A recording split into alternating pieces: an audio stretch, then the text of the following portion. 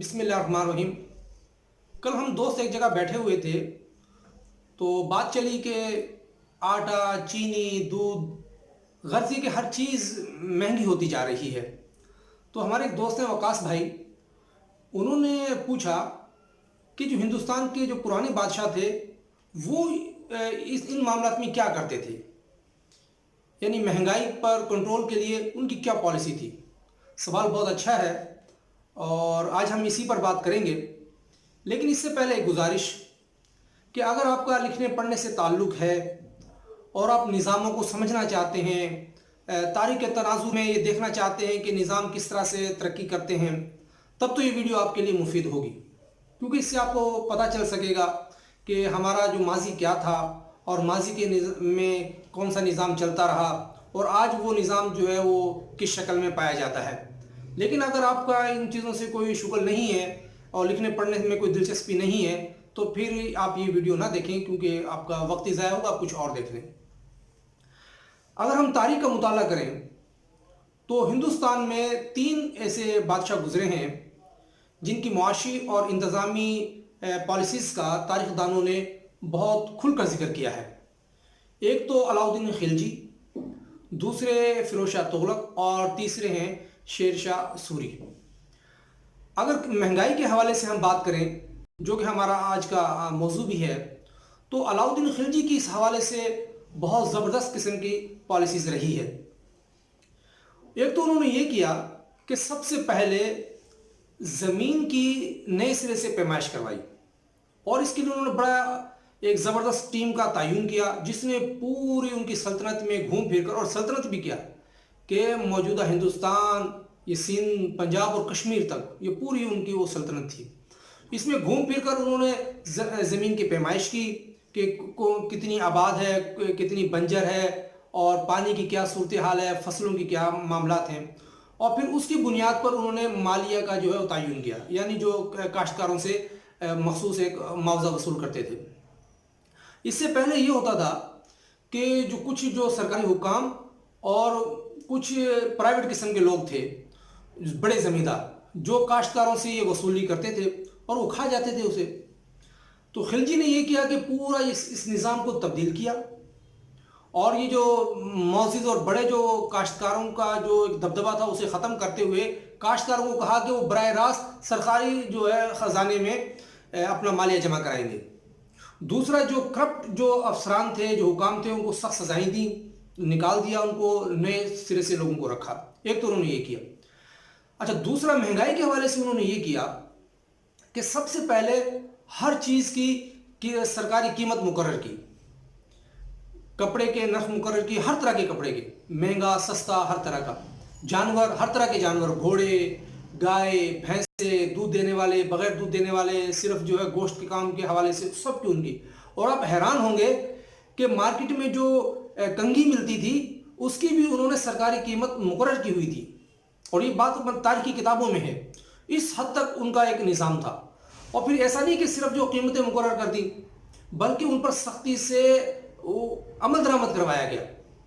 जो कीमत दिल्ली में होती थी वही सिंध और कश्मीर में होती थी।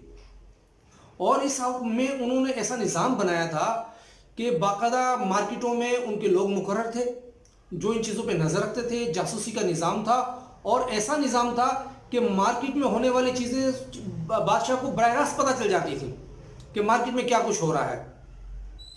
किसी में इतनी हिम्मत नहीं होती थी कि सरकारी कीमत से ज़ायद पर चीज़ को फ़रोख्त कर सके या नाप तोल में कमी कर दे।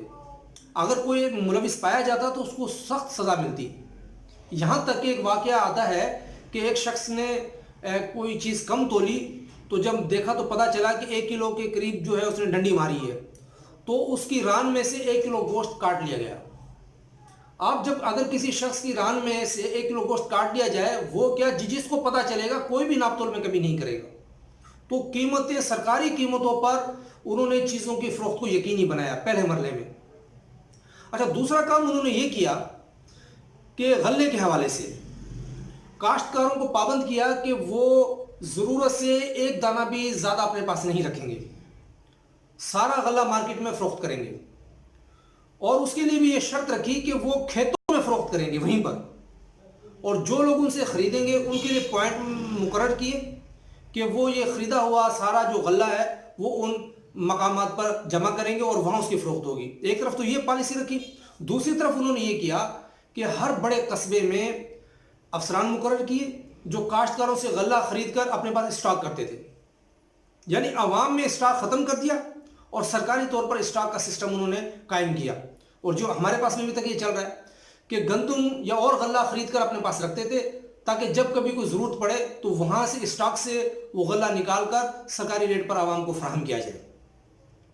اچھا، اسی طرح سے کپڑے کا معاملہ انہوں نے کیا کہ کپڑے کے لیے باقاعدہ مارکیٹیں مخصوص کی جو فجر کے بعد کھلتی تھیں اور ظہر میں بند ہو جاتی تھیں۔ کسی کو اجازت نہیں تھی کہ کوئی اپنے گھر پر یا ان مخصوص مقامات کے علاوہ، ایوان عدل ان کو کہتے تھے، کہ ان مقامات کے علاوہ کسی اور جگہ پر کپڑا فروخت کرے۔ پورے ملک کے تاجروں کے لیے پوائنٹ مخصوص تھا کہ بس وہ صرف وہیں کپڑے کی خرید و فروخت کر سکتے ہیں۔ اور اس میں بھی ایک اہم بات کہ باقاعدہ وہاں ان کے چونکہ ہر مارکیٹ میں ہر جگہ ان کے نمائندے تو موجود ہوتے تھے، تو جو امیر لوگ کپڑے خریدنے آتے تھے ان کے لیے شرط تھی کہ وہ پہلے تحریری اجازت نامہ لیں گے بازار کے انچارج سے کہ ہم یہ کپڑا خرید رہے ہیں۔ اچھا، اس کے پیچھے لاجک کیا تھی؟ وہ یہ کہ کہیں ایسا نہ ہو کہ وہ مارکیٹ سے مہنگا کپڑا خرید کر اور کہیں ملک کے کسی اور حصے میں اسمگل کر دے اور وہاں وہ مہنگے داموں بکے، کیونکہ ان کے پاس تو پیسہ ہوتا تھا، بڑے لوگ تھے۔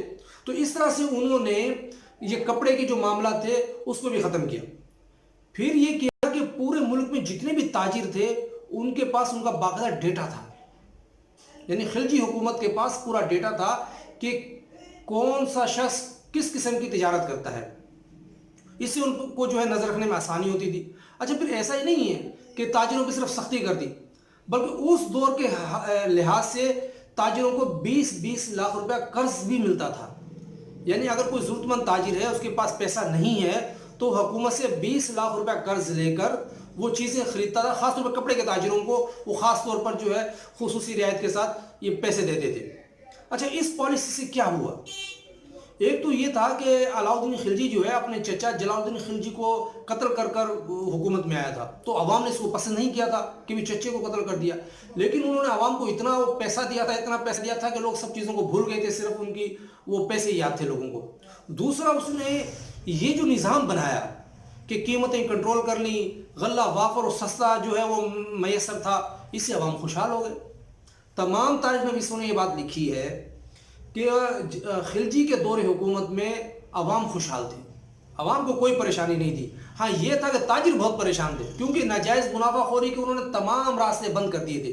یہ الگ بات ہے کہ ان کے انتقال کے بعد جو ان تاجروں نے ملی بھگت کر کر وہ یہ نظام ختم کروا دیا تھا، لیکن اس نظام کے میں بہت ساری ایسی چیزیں ہیں جو آج بھی ہمارے پاس ہیں، اور اگر ہم چاہیں، خاص طور پہ یہ سرکاری قیمتوں کا تعین اور ان پر جو عمل درآمد کے جو حوالے سے اگر خلجی دور کو دیکھا جائے تو اس میں بہت ساری چیزیں ہیں۔